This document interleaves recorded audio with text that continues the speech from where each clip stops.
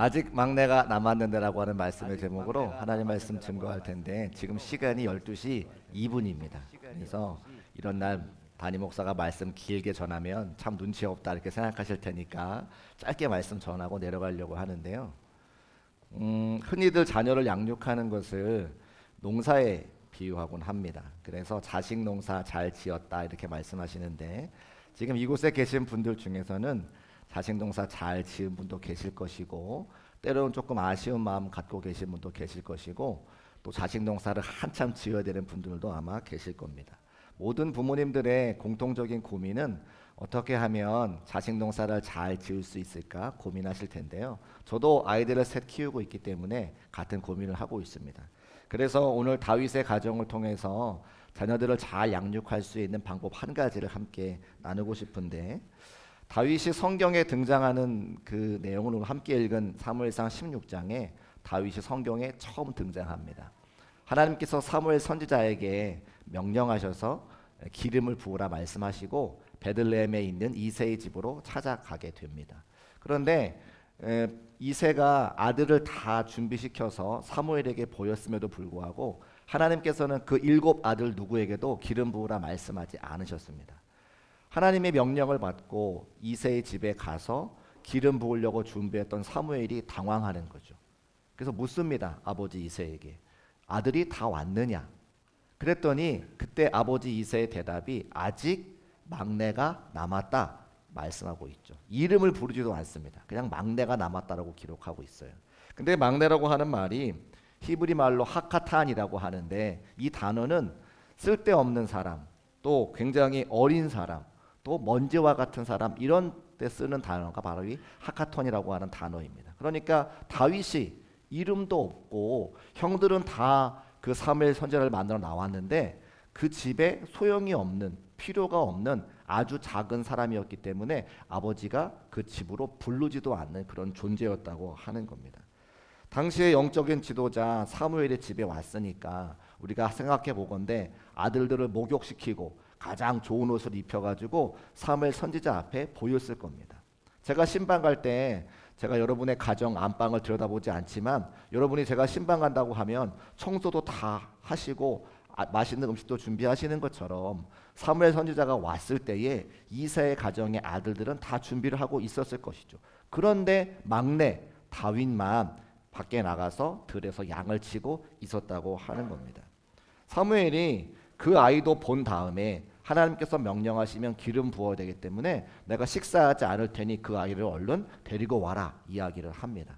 그리고 나서 그 아이를 데려오라 했을 때에 그 집에 있던 누구도 그 다윗에게 기대하지 않았을 겁니다. 왜냐하면 그는 막내였고 하찮은 존재였고 또 밖에서 양을 치던 사람이었기 때문에 양 냄새가 많이 났을 거고 옷도 허름한 옷을 입었을 거고 햇빛에 얼굴이 타가지고 새카맣게 탄 모습으로 찾아올 것이기 때문인 거죠. 그런데 성경에 보니까 사무엘이 그를 바라볼 때에 이렇게 말했다고 합니다. 성경이 그의 빛이 붉고 눈이 빼어나고 얼굴이 아름답더라. 그러니까 이것은 사무엘의 입술을 빌려서 하나님께서 다윗의 얼굴과 표정이 어땠는지를 우리에게 말씀해주고 있는 것이죠.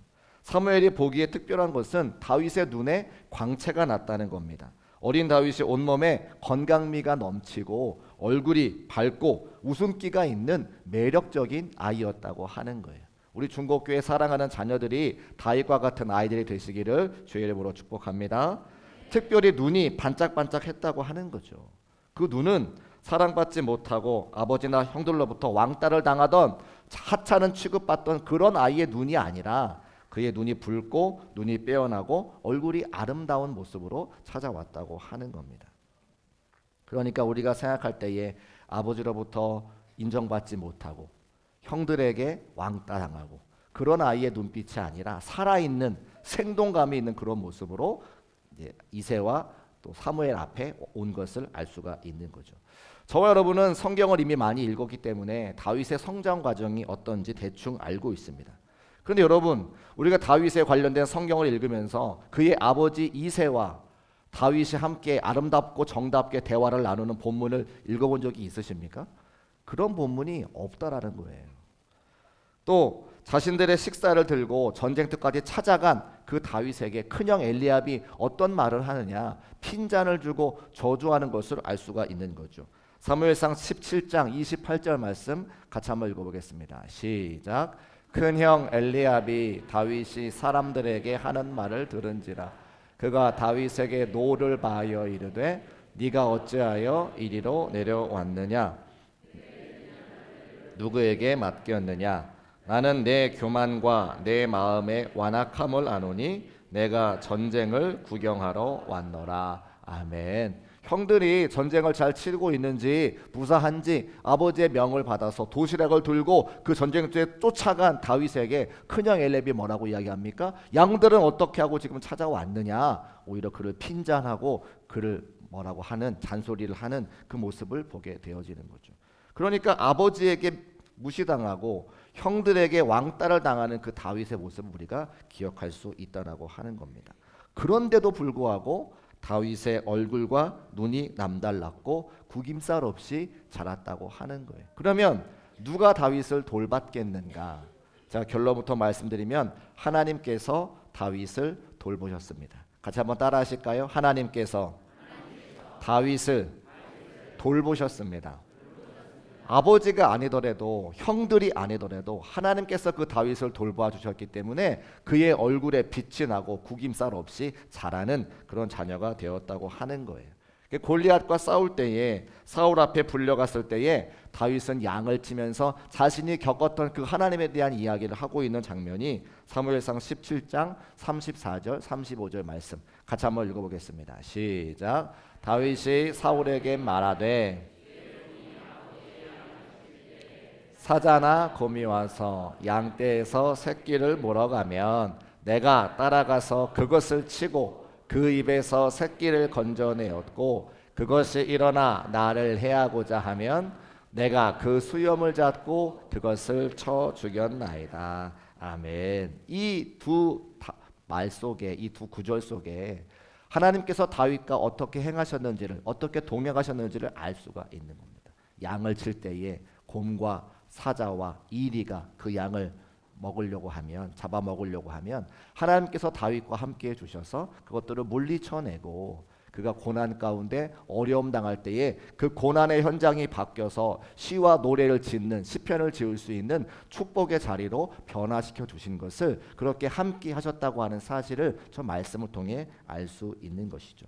그래서 위대한 시인이 되고 또 악기를 잘 다루는 사람이 되고, 무엇보다 그는 광야에서 양치는 곳에서 하나님과 함께 살아가는 법을 배우게 되었다고 하는 겁니다. 자, 그러면 여기서 저와 여러분이 한 가지 궁금해 하셔야 되는 질문이 한 가지 있습니다. 누가 다윗에게 하나님을 알려주었는가?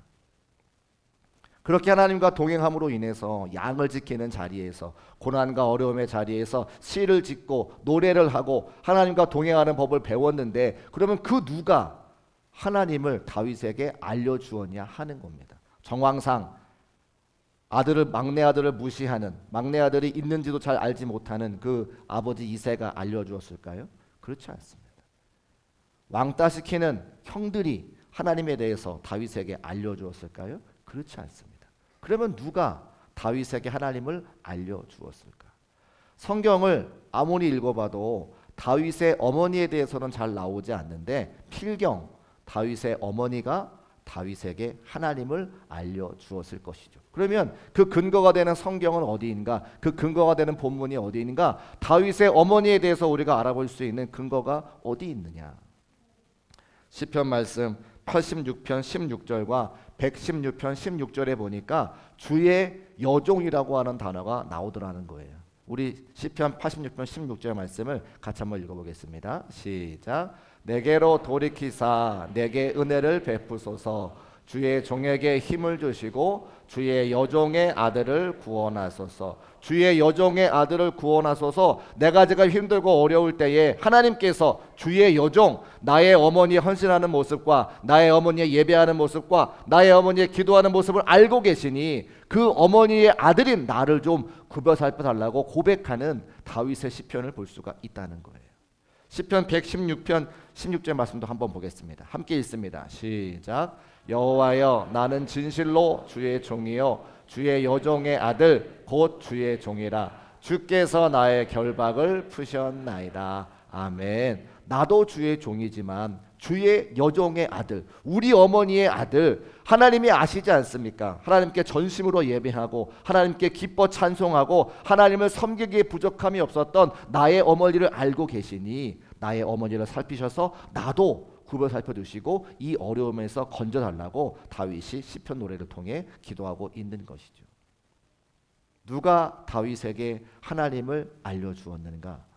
성경의 많은 부분 알 수 없지만 그의 어머니가 주의 여종이 되어서 하나님을 다윗에게 알려준 것을 말씀을 통해 알 수가 있습니다. 사랑하는 중국교회 성도 여러분, 우리의 자녀들이 너무나 귀한데 그들에게 누가 하나님을 알려줄 수 있습니까?